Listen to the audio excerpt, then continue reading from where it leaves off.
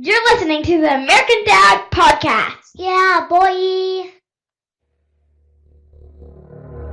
I am a real American, fight for the rights of every man. I am a real American, fight for what's right, fight for your life.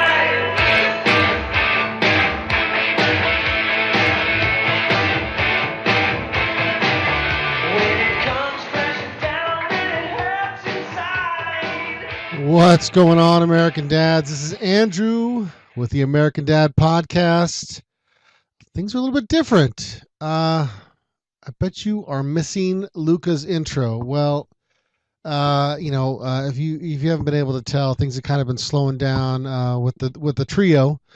Whether it came, our work schedules conflicting, or summer's coming upon us, and there's just not as much time to get together and do those things.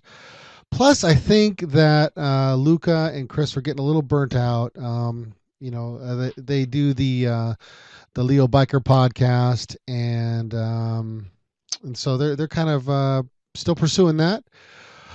So you might not hear from them for a while. I don't know if I'll be able to get them back on here. Maybe down in the future I can get Chris and Luca back on here, and Luca can do his patented podcast or his intro. I don't feel comfortable doing it. I think he's really put his stamp on that thing, and it's this metal grate. But let me. This is actually on the news, so let me go ahead and let you guys hear this. A six-pack ab, but you don't really want to work out? Yeah. Well, why not try the Ab Enhancer? What? What in the heck is this? So it comes with adjustable straps that tighten while you sit. And the results? Well, hey, just take a look. You got strap lines there. So basically your fat forms into little muscles? That's right. You get a six-pack of fat. And according to Gawker, this will set you back about $50. But hey, Okay. If you're going what on a price date, you beauty? should definitely get one of those. Hey, check me. I just lift your shirt up for It's everybody. going to be 86 degrees. Why not? You can walk around Green Lake with that. Showing off your six-pack. Yeah. I love it. Okay. So yes, at first I didn't think it was real. I thought it was a gimmick. My wife sent it to me. Apparently she's maybe hinting about something. I'm not quite sure. But she sent it to me. So I Googled it, and then I found this news report. Apparently it's a local news thing that did a little checking out on it. And in the video, it shows this guy, this slightly overweight gentleman, with it looks like it basically forms your fat temporarily into like an 8-pack or a 6-pack, and this apparatus is like this grate, like you could, I don't know, in squares that would form to your stomach. Definitely I would just Google it, at least see the picture. I didn't easily find who was selling it, but I'm sure if you tried hard enough and you really wanted it bad enough, I'm sure you could find this dad gadget. Maybe, I don't know, maybe check Amazon or something. I'm not quite sure. But so the ab enhancer or the fat enhancer, whatever you want to call it, it's probably better to call the fat enhancer. So all you slightly chubby guys, check it out. Skinny guys need not apply. Okay, and so I was trying to do some voiceovers, because Chris, he had all the cool sound bites and stuff, and I had my son come in, and I was all stoked about it because you can kind of get your kids involved and stuff. So I've been trying to teach him to say "yeah, boy," and he's kind of been practicing it, on and off. But this is what he got. Let's see if I can get that a little bit louder here. Yeah, boy. Yeah, he's been practicing. I don't remember. I think that came out years and years ago. He'll probably be the only one saying it in school next year. But yeah, I'm probably not the best influence on that stuff.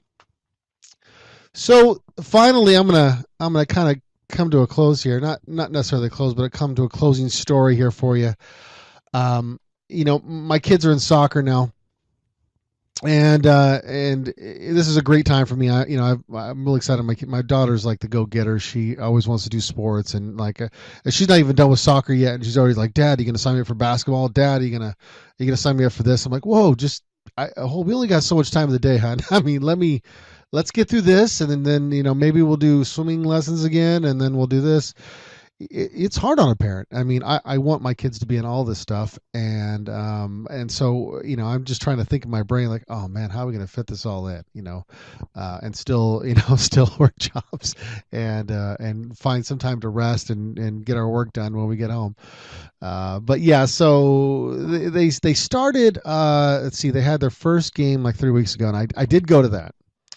And it was a very cold, windy day in Washington, miserable. Now the temperature probably was like 40 degrees, but the wind was howling, and then it was like sprinkling rain. It was freezing. I don't know why they didn't stop the game. It was so cold, but they kept on going.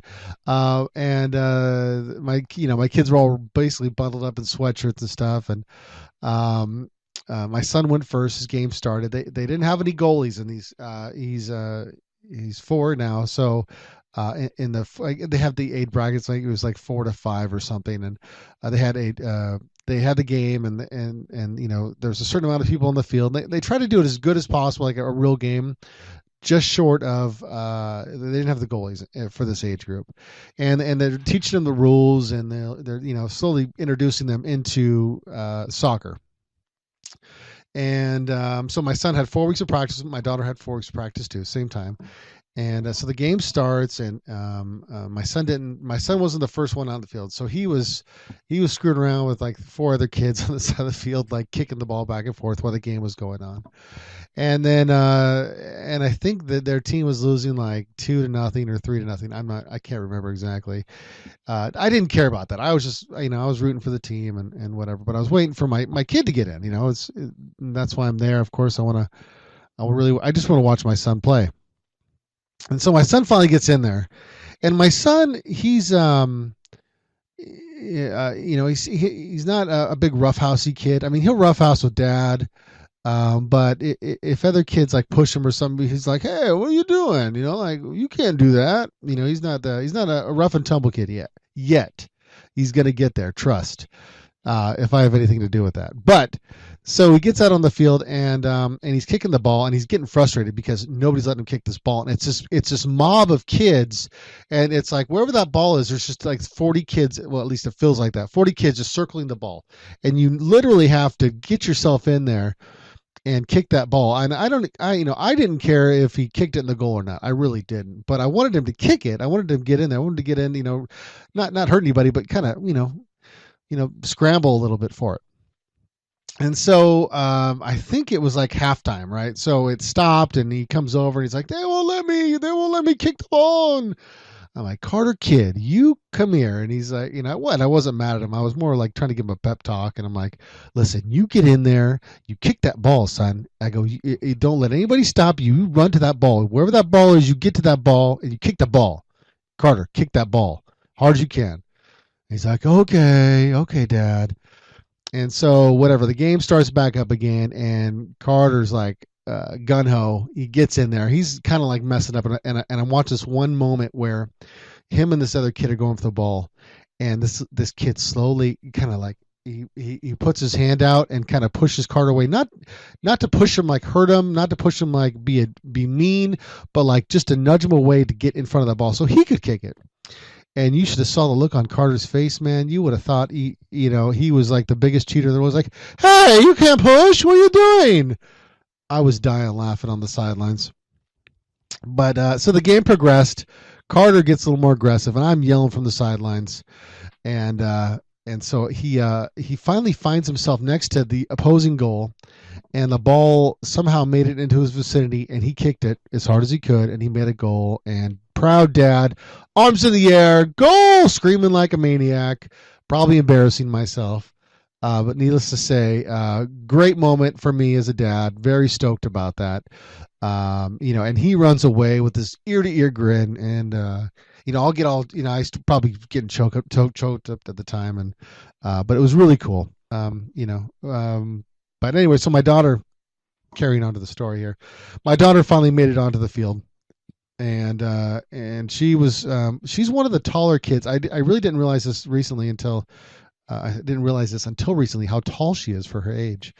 Now she's not as tall as her cousin, who's like 4 years, 4 days younger than her. Somehow Chris's son is like a giant for his age, but she's still very tall for her age, and so like she's the third tallest in her class, and that's or second or third, and she's the only girl, in that group of tall people.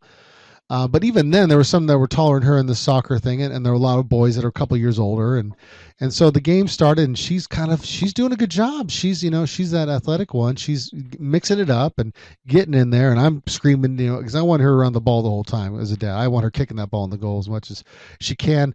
Not that it's that important, but that's just what you want. I mean, what else are you rooting for? Like go get the ball. That's what you want them to do.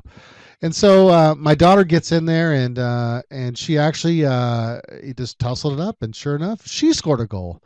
And so, Dad over here, top of the world. I got 2 kids that have played, and she scores a goal. And in fact, I think she was the first one to score the goal in the game. And then some other boys came in there and were tearing it up and did a great job too. And she just kept mixing it up. And I mean, I could see that the coach was noticing her and noticing how active she was and how she was going after it. And I think she was impressed by it. Of course, seeing that the coach is impressed, I'm proud, and I'm proud because my daughter's a good sport and she's trying hard, and just the important stuff. So, anyways, we finally got out of there, and freezing. We finally get out of there, get back to the car. Of course, we're all defrosting in the car, and we had a celebration Subway lunch, and it was a good day. So that was my main thing. So going forward, I actually missed a couple games because I had to work. Well, I'm kind of disappointed in myself, but it's just I didn't have a choice. So I've got one game, the last game coming up, and it's like a doubleheader. And so I'm kind of hoping I can, just enjoy myself and being able to teach my kids something, maybe be part of that learning moment, where it comes to good sportsmanship and all that kind of good stuff. So, I think that's what's important. I mean, it doesn't have to be sports and stuff like that, but, being able to be there and to help those moments, we always talk about it. I think I talked about it before in the previous podcast with the guys, is being that dad that you're able to take that losing, like my son lost his last game. I wasn't there, but I was like, hey, it's okay. Did you try hard? Yeah, I tried hard. Okay, well that's what mattered. If you did that, son, I'm proud of you. Same for my daughter. I really don't care. I mean, it's just as long as they're learning something from it, and they're being good sports about losing. Try hard. Here's an example. Like even me. I wasn't a bad sport growing up, but if you beat me, I still wanted to play you again because I wanted to beat you, but I wouldn't be a bad sport about it. So I'd ask you to play me again or play me again. And we'd play until I won one. And if I didn't, I'd just keep trying. That's just how. And that's how I want my kids to be. I think it's it's good. Teach your kids to not be that kid when they lose and they stomp off crying and throw a fit. You don't want to be that parent. You don't want to be that kid.